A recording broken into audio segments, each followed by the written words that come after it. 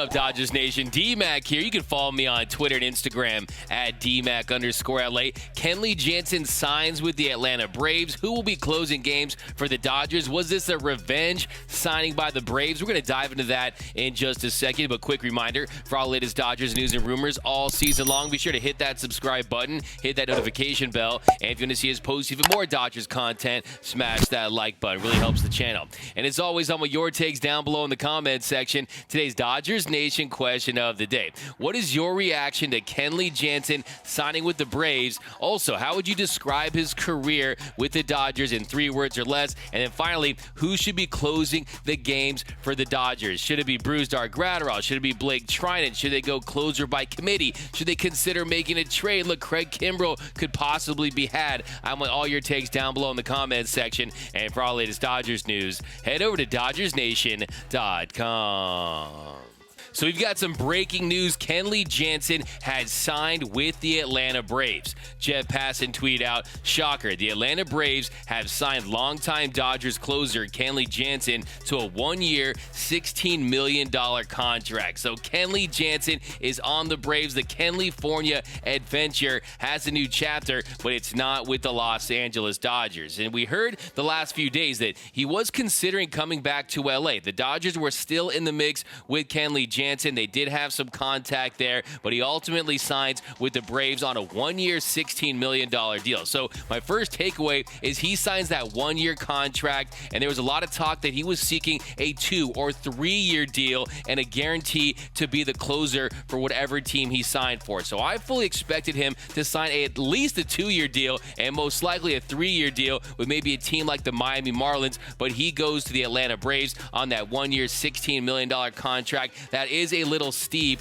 for Kenley Jansen for 1 season. So yes, was it an overpay by the Braves? In my opinion, it was. But if you look at what they're trying to do down in Atlanta, they're trying to build one of the best bullpens in the game. They already had those dominant lefties with Matzik, with Minter. They have Will Smith. But now you add Kenley Jansen as a righty along with Colin McHugh. They have some other names. You got Thornburg. You got Luke Jackson. They have a lot of arms in that Atlanta bullpen. And that's really what this game is becoming. It's increasingly becoming a bullpen game. But if the Braves can get the lights out Kenley Jansen that we saw after he was booed off the mound on July 22nd, then this move could really pay dividends for the Braves. After he was booed off the mound at Dodger Stadium after blowing his 3rd consecutive save, Kenley posted a 1.17 ERA, a .72 whip, a 2.35 FIP, a 36.2 K percentage. Opponents hit 114 off him. He had a 1 F4. That was good for 4th in the league, and 17 saves.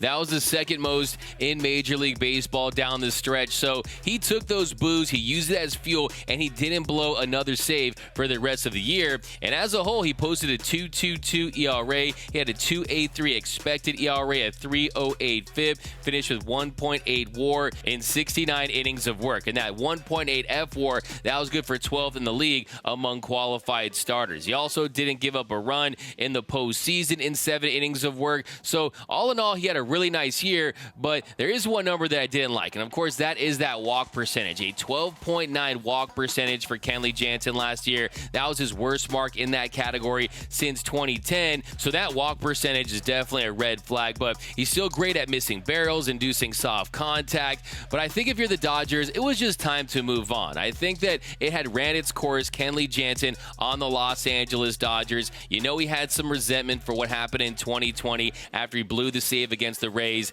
in Game 4 of the 2020 World Series, and they don't go to him late in that series to get the final outs to win the World Series. And there are also those moments we saw in 2017, Game 2 of the World Series. He blows that. The Dodgers end up losing that game and ultimately this series. And yes, they were cheating, but still, that game was at home, and the Dodgers had a chance to win. Gives up that bomb to Marwin Gonzalez. We saw it happen in 2018. The Dodgers had a chance to even this series against the Boston Red Sox. He gives up the bomb to Jackie Bradley Jr. So even when he was at his peak, he did have some blown saves, but make no mistake about it, he is an iconic Dodger. 350 career saves. That's the most all-time in Dodgers franchise history. Eric Gagne, Mr. Game Over, he comes in at second with 161 saves. And also, Kenley Jansen is one of just 3 relievers to record 1,000 strikeouts with one team. The other 2 being Mariano Rivera and Trevor Trevor Hoffman. So he definitely accomplished a lot in his 12 years in Los Angeles. Look, he went from a catcher, a minor league catcher, to becoming an elite reliever. He signed that big $80 million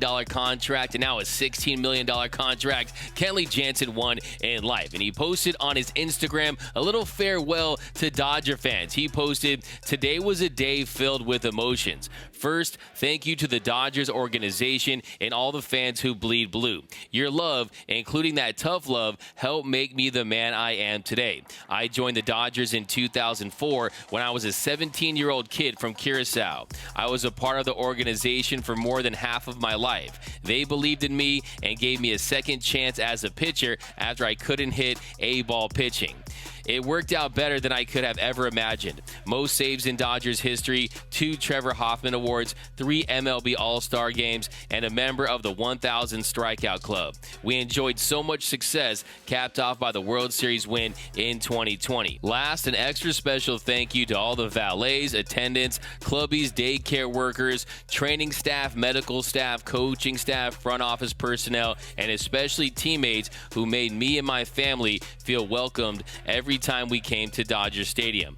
God bless always." So say what you want about Kenley Jansen, but he is a nice dude. He has a great reputation for being nice to media members, to his staff, to pretty much everyone across this organization, and he will be missed. So I'm rooting for Kenley Jansen as long as it's not against the Los Angeles Dodgers, because he is on that one-year deal, and I think that's another benefit that the Braves have. He's going to be motivated because he wants to get paid, and that's where I'm a little concerned too, because there's going to be a lot of pressure on him. If you know Kenley Jansen, if you know, even when his peripherals are right, there is some moments on the field where he does get bailed out late. He does kind of have you on the edge of your seat. I always called it the Kenleyfornia experience. And look, he does get rattled, and that's another issue I have with Kenley Jansen. He does get rattled sometimes during big moments, but wish him well. And I think that it was just time for him to move on. Look, his run out song was California Love with Dr. Dre and Tupac. Well, to reference another Tupac song, I Ain't Mad at Ya. I Ain't Mad at Ya, Kenley Jansen.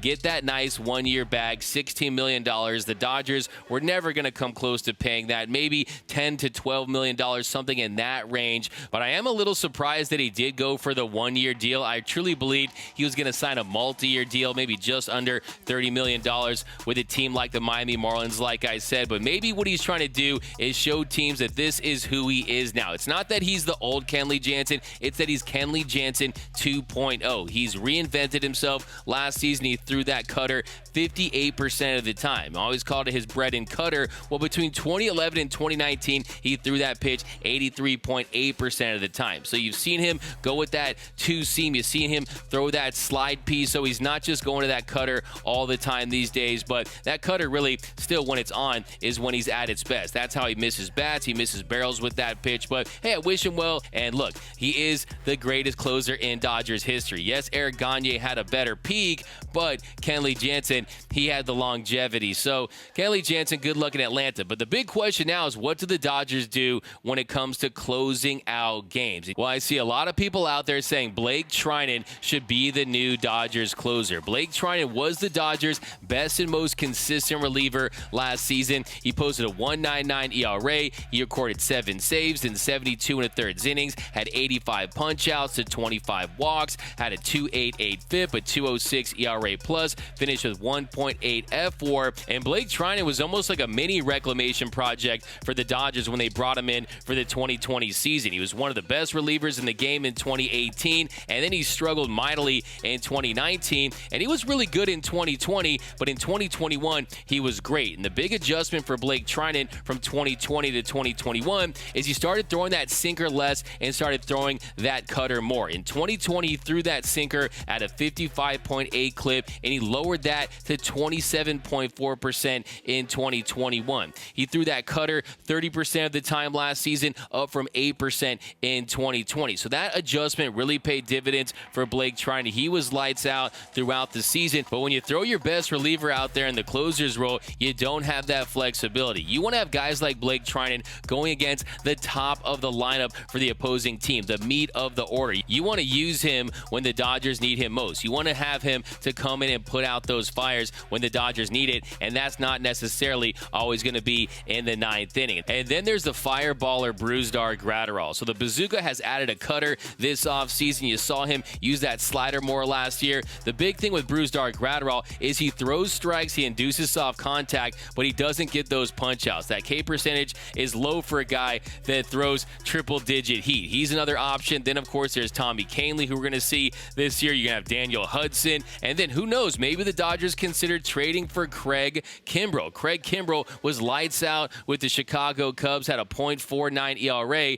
and then he had an ERA over 5 when he was traded to the Chicago White Sox. But do the White Sox trade him? He has $16 million left on his contract. Maybe that's an option the Dodgers can look to if something doesn't work out. But for me, I think that closer by committee is the move for the Dodgers. It's already time for them to go this route when it comes to finishing off games. But we're going to do a deeper dive when it comes to how the Dodgers will close games. I'm going to drop that video next week. But let me know down below in the comment section, what are your thoughts on Kenley Jansen signing with the Atlanta Braves? Was this a revenge signing by Alex Anthopoulos after the Dodgers signed Freddie Freeman? Hey, not so sure if that's the case. Maybe it is. You never know. Alex Anthopoulos, of course, he spent time in the Dodgers organization, so he was familiar with Kenley Jansen. But I cannot wait to see Kenley Jansen versus Freddie Freeman in the NLCS this year. That is going to be must-see TV. I think Freddie Freeman's going to hit it 5 rows deep, but we'll see what happens in that matchup. But let me know down below in the comment section. Also, describe Kenley Jansen's career